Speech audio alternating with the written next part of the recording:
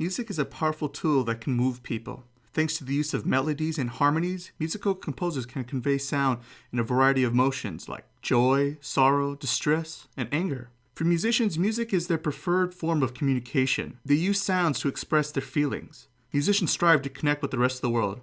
Or perhaps they are simply trying to reach the deaf ears of a single individual.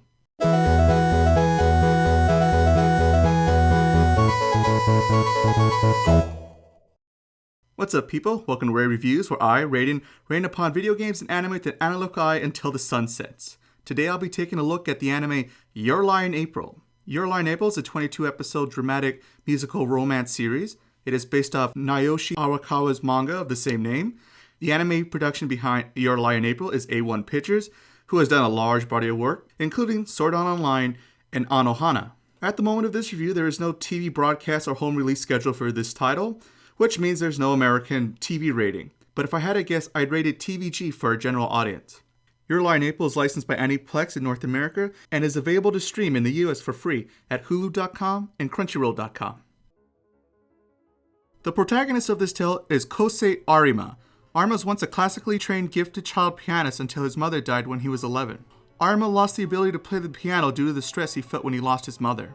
It would seem like he would never play the piano again. That is until his childhood friend, Tsubaki Sowabe, introduced him to the free-spirited violinist Kaori Miyazono. Kaori knows of Arima's musical past and decides to help him play the piano again, even though he refuses her help in the very beginning. After a while, Arima gives in to Kaori's demands and attempts to perform on the stage once again. In time, Arima becomes mesmerized by Kaori's musical talent and her positive outlook in life. Will Arima be able to move people with music again? Will his feelings for Kaori blossom into a romantic relationship? What will the future hold for these middle schoolers? I have to admit, the setup of Your Lie in April isn't very original. It's your typical anime, high school, middle school romance story.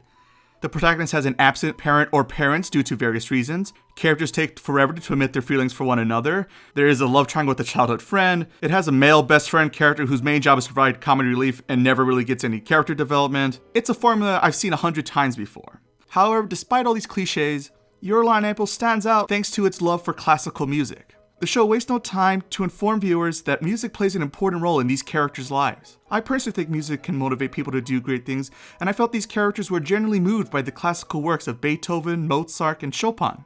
On the positive side, the ending of the anime helps abolish some of the genre's tropes, but by then I lost most of my interest in any of the romantic relationships. While I was turned off by the romantic elements of Your Lie in April, I did enjoy the first part of the story where it focused on Arima's traumatic past with his loving yet abusive mother. Their relationship was very complex, to say the least. I thought by the end of the series, viewers get an understanding of both characters' point of view and can relate to both of their good intentions. I appreciate the fact his mother had such a strong influence in his life, granted it was in a negative way throughout most of the series, but I'm always glad to see parents who are involved in their kids' life. I feel like so many anime plots these days have absent parents or lack any family values at all, and it's a personal pet peeve I have with anime storytelling. Okay, let me get back to the positive stuff by talking about the show's lead characters, Arima and Kaori. Arima is reserved and is weighed down with guilt. He simply wishes to get by in life without making any noise. However, he slowly learns to accept himself in his past with each interaction with Kaori. Arima grows a lot in this character, which is something of course I like in a series. Kaori herself was my favorite character in the show. She's a kind person who's also not afraid to kick some butt when somebody needs it. And boy does Arima need it. She inspires Arima, and I have to admit, I think I was even a little inspired by her, thanks to her attitude towards life. Their dynamic relationship was enjoyable to watch as it unfolded, even at its own slow pace.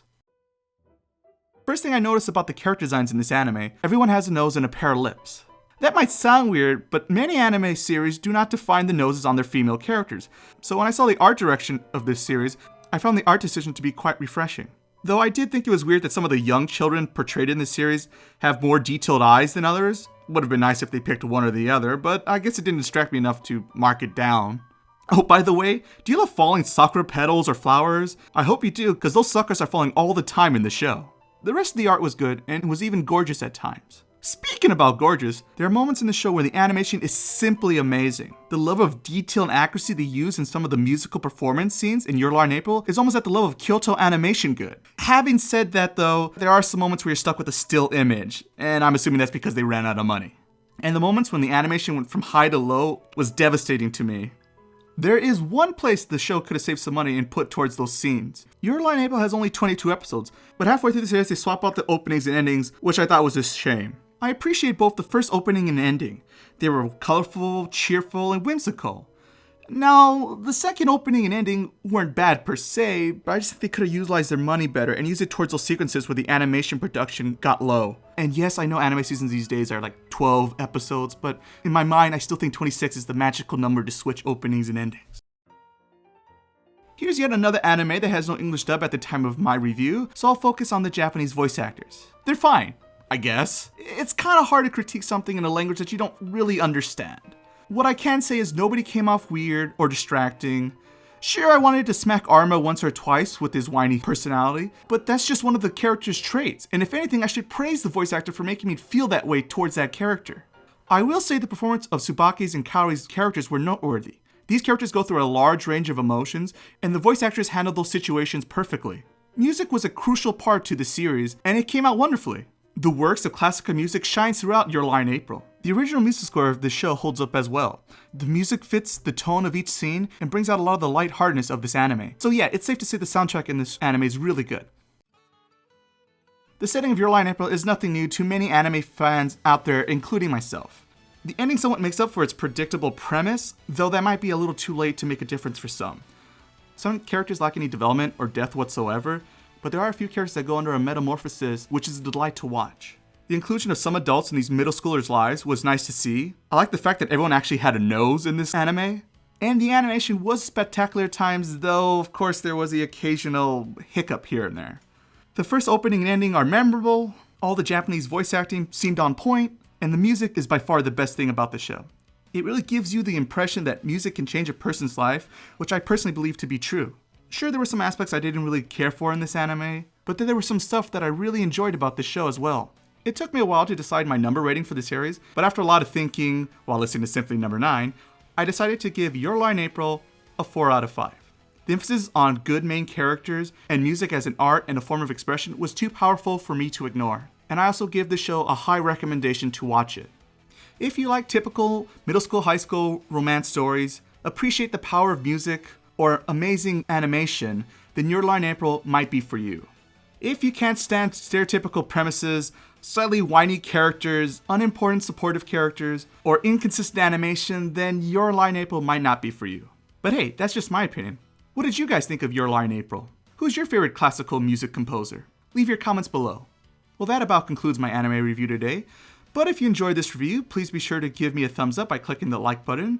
And if you want to keep updated with all my video reviews, please be sure to subscribe to my channel, RoR Reviews, where I plan on having many more reviews of video games and anime. If you're into social media and you would like to talk about Your Lie in April or anything else nerdy, then you can like me on Facebook, follow me on Twitter, and find me on Instagram.